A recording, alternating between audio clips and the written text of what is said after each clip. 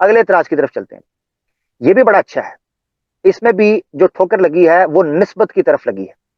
اگلا اعتراض آپ کی اسکرین کے اوپر یہ جی کرتے ہیں جی, چیپٹر 64 کی آیت 11 فرماتے ہیں جی ما اصاب من مصیبت الا باذن اللہ.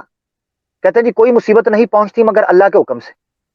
کہتے ہیں جی اس آیت میں اللہ تعالیٰ بیان کرتے ہیں کہ جو بھی مصیبت تمہیں آتی ہے نا وہ کس کی طرف سے آتی ہے؟ اللہ کی طرف سے. اچھا, کہتے ہیں یہ چیز کانٹرڈکٹ کرتی ہے کون سی آیت کے ساتھ؟ دوسری آیت کے ساتھ. کہتے ہیں یہ آیت ہے جی چیپٹر 42 ورس 30, وما اصابکم من مصیبت فبما کسبت ایدیکم ویعفو عن کثیر.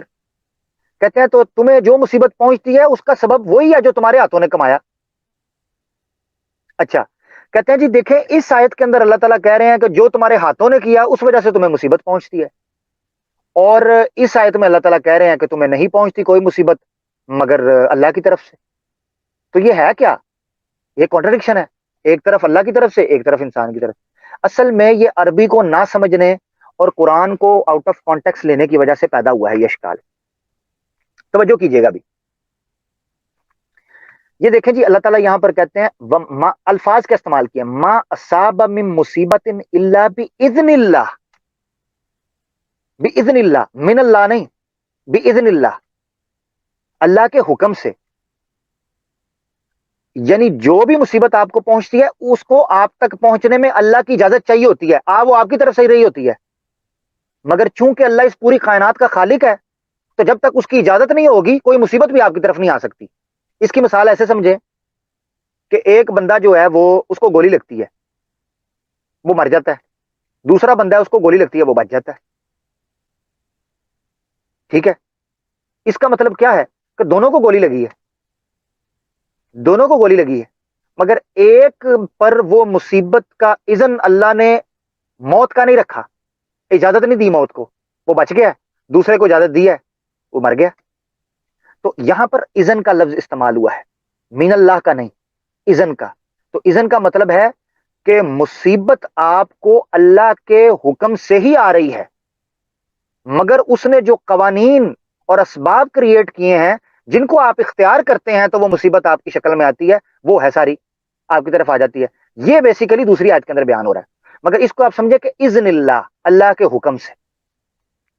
اچھا, اب دوسری آیت کو لے لیں, دوسری آیت کے الفاظ کیا ہیں؟ اچھا, یہ جو آیت ہے نا اس کے بھی آخر میں الفاظ ہیں جو میرے مدعے کو بیان کر رہے ہیں کہ یہ تضاد نہیں ہے. یہاں اللہ تعالیٰ بیان کر رہے ہیں وما اصابکم من مصیبت فبما کسبت ایدیکم, تو نہیں پہنچتی تمہیں کوئی مصیبت مگر تمہارے ہاتھوں سے. قرآن کی ایک دوسری آیت میں ہے ظہر الفساد فی البر والبحر بما کسبت ایدی الناس, زمین و خشکی اور تری میں جو فساد پھیلا ہوا ہے وہ انسانوں کی وجہ سے پھیلا ہوا ہے, اپنے ہاتھوں کی کمائی ہے. تو اس میں جھوٹ کیا ہے؟ یعنی انسانوں کے جو اپنے اسباب کو, ریسورسز کو اور دنیا کے وسائل کو استعمال کرنے کے بعد جو تباہی اور بھیانک قسم کی دنیا اس وقت تخلیق کی ہے اس کے نتیجے میں آپ پر مصیبتیں آتی ہیں.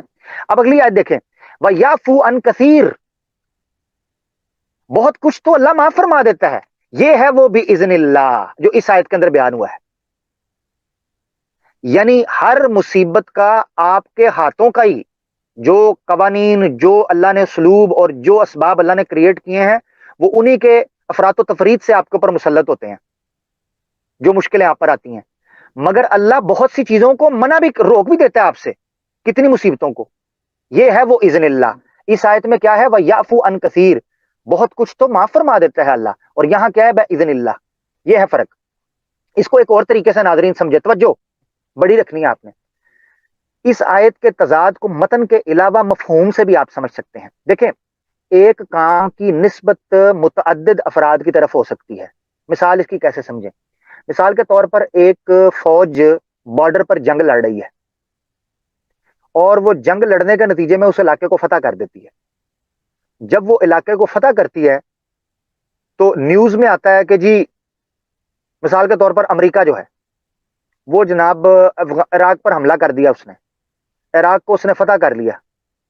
تو کہا جائے گا جی بش نے یا اوباما جو ہے اس نے عراق کو فتح کر لیا. اور ایک جگہ پر کہا جاتا ہے جی امریکن آرمی نے عراق کو فتح کر لیا. ٹھیک ہے جی.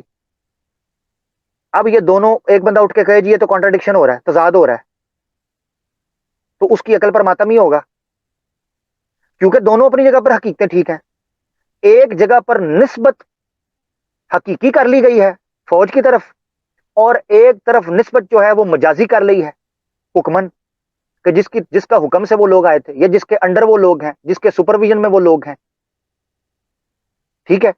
تو یہ مثال سے آپ سمجھیں کہ بعض اوقات نسبتیں مختلف ہوتی ہیں. تو اس دنیا میں جو بھی کچھ ہو رہا ہے وہ حقیقتاً اللہ کے اذن، اللہ کے قوانین اور اللہ کے بنائے ہوئے اسباب کے تحت ہو رہا ہے، مگر وہ علت اور معلول، کاز اینڈ افیکٹ کے اوپر ہو رہا ہے، تو انسان اس کو کر رہے ہیں.